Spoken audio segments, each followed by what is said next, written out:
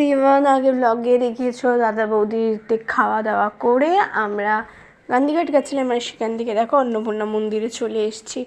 তো বেশিক্ষণ থাকিনি, 7টা থেকে সন্ধ্যে আরতি। তো একটুখানি ঘুরলাম, প্রণাম করলাম, করে তারপরে চলে এসে আমি কিন্তু এর আগেও অন্নপূর্ণা মন্দিরে গেছিলাম। আমার মায়ের অনেকদিন ধরে যাওয়ার শখ ছিল, কিন্তু আমার মা তো যেতেই পারছে না কোনো কারণে।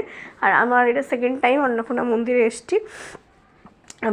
4 বছর পর আবার এলাম, তো বেশ ভালোই লাগলো। তখন এসেছিলাম সন্ধ্যেবেলা, সন্ধ্যে আরতি করা দেখেছি, মানে পুরোটা দেখতে পারিনি।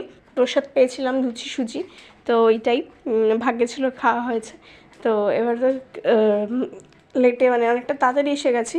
তো আলো ছিল 5:30টার মধ্যে চলে এসেছি, কারণ আমরা 6টা 6:30টার মধ্যে বাড়ি পৌঁছে গেছি।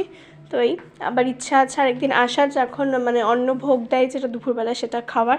দেখা যাক আসতে পারি কিনা।